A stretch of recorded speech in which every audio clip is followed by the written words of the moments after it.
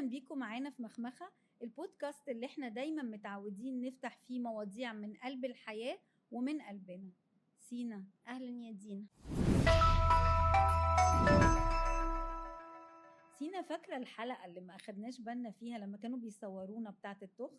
طبعا في خرافات كتيره قوي بنسمعها عن الدايت، والناس كلها بترددها وبتقولها لبعض ومقتنعه بيها وبتعملها فعلا، وهي ملهاش اي اساس علمي. بس يا دينا، ما هو مش عارفه خرافات، بس انا عارفه ان اكيد في مليون حاجه حاولنا نجربها عشان نخس.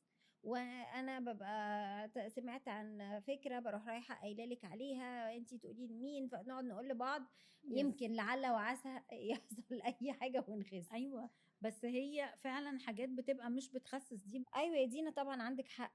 زي مثلا موضوع خدوا الزبادي بالليمون عشان ده بيخسس. لا، ده مش صح. انا بسمعها كتير قوي، دي الناس فاكره ان لما تاخد زبادي بالليمون، ولا بقى الموضوع بقى انه اللبن خالي الدسم او المنتجات اللي ما فيهاش دسم تنفع في الدايت او بتخسس. بعد ما بيشيلوا الدهون بيبقى طعمه مر جدا، فبيعملوا ايه؟ بيحطوا بداله سكر. فالمنتجات اللي هي ما فيهاش دسم دي كلها كاربز، وكلها مش بتخسس وما تنفعش في الدايت خالص. يعني دي برضو من الحاجة اللي انا عرفتها مؤخرا لما بقيت اسال واعرف عن الدايت. انتي عارفه، انا كنت مره رحت لدكتوره ريجيم، ودايما تقول لي اي حاجه مكتوب عليها بدون دسم بصي على نسبه السكر فيها. لازم لو دي متشاله هتلاقي مكانها بديل تاني هيتخن. ولا الميه السخنه بقى، لما قالك اصحي الصبح اشربي ميه مغليه علشان تسيح الدهون، طبعا مفيش كده خالص، لانه الناس بتقعد تشرب في ميه سخنه وبرده ما بتخسش. لما قالوا لنا برضو ما تاكليش بالليل متاخر خالص عشان ما تتخنيش. طبعا. مع ان الحقيقه انه في الاخر هو عدد كالوريز، اكلتيه الصبح اكلتيه بالليل ما اظنش وكمان انه انتي يفرق. بالليل بتاكلي ايه؟ ما انتي بالليل ما بتاكليش غير سناكس، ما انتي قاعده بتتفرجي على التلفزيون ولا بتاكلي ايه؟ حاجات اللي بتاكليها بالليل برضو كلها مش هيلثي، يعني غير اللي بتاكليها الصبح. بس تعرفي حاجه، انا بقى لما بفطر بتخن. كان دايما يقولوا لنا افطري عشان تخسي عشان الحرق يشتغل. انا من الناس اللي لما بفطر فعلا بتخن، لاني بفضل طول اليوم جعانه. انا بقى بيمشي معايا قوي النظام الصيام المتقطع، لان فعلا زي ما انتي قلتي انا لما باكل ببقى عايزه اكل تاني وتاني وتاني. اللي بينظم لي اكلي وبيريح لي معدتي، مش بس مساله وزن، مساله معدتك وامعائك تبقى مرتاحه، هو الصيام المتقطع بالنسبه لي. يعني انا دايما لما قلت الصيام المتقطع افتكرتها على طول، انه طب ليه بناكل 3 وجبات اصلا؟ ده بالظبط زي الخرافه اللي بتقولك برضو جوعي نفسك تماما. شوفي انت لسه بتقولي تاكل 3 مرات في اليوم، ده بقى بيقولك ما تاكلش خالص، مع ان دي اساسا سبب اكتر انك تتخني. اللي بيمتنع عن الاكل خالص ده الجسم ما بيبقاش فاهم، بتديله اشارات غلط، بالتالي المخزون بتاع الفاتس اللي جواه او الدهون اللي متراكمه جواه بيخاف عليها ويخاف يحرقها، علشان مش ضامن انت هتاكليه امتى تاني. بالظبط زي المجاعات اللي كنا بنشوفها والناس تمتنع او ما عندهاش اكل بمعنى اصح خالص، فالحرق اكيد هيقل. الميتابوليزم طبعا بيبوظ تماما. طبعا. انت كده انت بتدي اشارات خاطئه لجسمك، فبتبوظي كل السيستم بتاع جسمك، منه الميتابوليزم ومعدل الحرق بتاعه. كمان حاجه عايزه اقولها، الكاربز يا جماعه، والله الكاربز يا ياسمين مهمه جدا للجسم. حتى البرين محتاج كاربز، جسم لازم، العضلات محتاجه كاربز. الناس اللي تقولك وقفي كاربز خالص، زي النظم الجديده اللي سمعنا عنها، انا مش عايزه اقول اسامي عشان ما بقاش باتاك حد عامل دايت معين، بس يعني يقولك وقفي ما تاكليش كاربز، الكاربز هي اللي هتخنك فتحرمي جسمك خالص.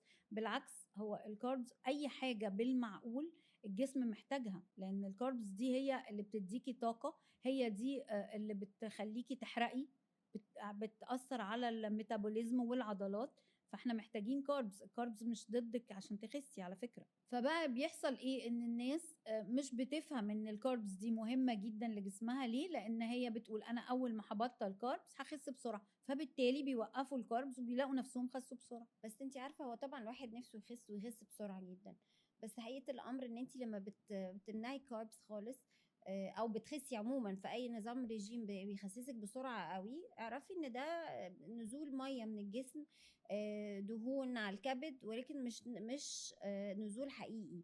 صح، فيك. ففي ثانيه لو وقفتي النظام اللي انت بتعمليه ده هترجعيه على طول. صح، عشان كده فيرسز بقى، او يعني مقارنه بالانظمه الدايت معتدله اللي هي بتخليكي تمشي بالراحه، بس في الاخر اللي خسرتيه مش بسهوله ترجعيه. اللي هي healthy style of life، ده اللي هي اساسي. اللي انت تقدري تمشي عليها على طول مدى الحياه. يعني انا لما بجوع نفسي من الكاربس، انا حصلت لي بجوع نفسي من الكاربس وبخس وبتبسط، وبعد كده اول ما برجع ادخل الكاربس تاني برجع اتخن تاني، لان هي مش ستايل اوف لايف، ما ينفعش تبقى ستايل اوف لايف. فعشان كده كل حاجه مودريت كويسه. انت عارفه يعني اوقات كتيره بنبقى عندنا مناسبه فعايزين نخس بسرعه، فكلنا بصراحة أكيد عدينا بمرحلة إن إحنا إيه بنعمل الكلام ده، نقطع كل حاجة علشان عندي مناسبة كمان أسبوع ولازم الفستان يقفل. بس مش معناه إنه ده اللي هتقدري تعمليه بنظام مستمر وتخسي من غير ما ترجعي على طول. بره بقى الخرافات بقى بتاعت بره، لا ده في بقى خرافات دي بقى صدمات مش شيء لا خرافات. يصدقه عقل. صدمات. الناس وصلت لمرحلة أنا شخصيا شايفة إنها جنونية، إنه في سبيل إنهم يخسوا بأي شكل. سمعتي عمرك عن حد كرات القطن بيغمسوها أو بيحطوا فيها عصير ويبلعوها عشان تنفش في البطن فيحسوا بالشبع؟ متخيلة ده انسداد في الأمعاء طبعا. طبعا. فيعني طب أقول لك حاجة أقوى. طب أنت سمعتي عن اللي بيبلعوا دودة؟ بيبلعوا دودة عشان تاكل الأكل اللي هم كلوه معاهم فيخسوا، وبتجيب مشاكل في الجهاز الهضمي رهيبة. ده أكيد أمراض طبعا. عارفة كمان في الناس زي احنا طبعا عارفين اللي هي الإبر الصينية والحاجات دي. لا وصلوا كمان لمرحلة أقوى من كده بكتير، ان هم بيركبوا مسامير في ودانهم عشان يضغطوا على نقاط الشبع. دي قوية قوي، يعني يجيب التهاب اصلا، يجيب كل حاجه بالظبط. يعني ده الناس رايحه في مراحل صعبه قوي في سبيل انهم يخسوا لا واللي بيخيطوا لسانهم. في بيخيطوا لسانهم. انا اعرف اللي بيخيط بقه. لا بيخيط لسانه ليه؟ عشان كل ما ياكل لسانه يوجعه فبالتالي ما ياكلش. فاكره اسماعيل ياسين لما كان بيقعد يعمل نفسه بياكل بالشوكه والسكينه في طبق فاضي؟ ايوه بيقول لك اعملي نفسك بتاكلي بالشكل ده على ده اسمه حاجه، اسمه ايه؟ رجيم بالهواء. ايوه حاجه كده في الهواء، ما انت بتاكلي هواء. سمعت عنه. او يندغوا بقى كرات تلج ومعتقدين ان التلج بيخسس. فانفاكت كل تلجايه بتحرق سعر، فانت متخيله عايزه تاكلي كام تلجايه عشان تخسي؟ لا يعني ده برضو في الاخر بيوصلنا لايه؟ ان عايزين نخس طبعا وعايزين نبقى صحيا كويسين، ولكن طبعا يعني مش عايزين نوصل للمراحل. بس انا عندي بقى تعليق على الحكايه دي، السيلف لوف. يعني حتى دلوقتي لو لاحظتي ان بقوا يجيبوا المانوكان يعني شويه مليانه، بقوا يستخدموا عشان لازم الانسان يحب شكله. مش بقول ان احنا نسيب نفسنا نتخن، بس لازم يبقى فيه سيلف لوف، لازم الناس تحب شكلها ما تبقاش مكسوفه منه. حلو ان انت تاكل هيلثي بس ده عشان يور هيلث، بس حب شكلك.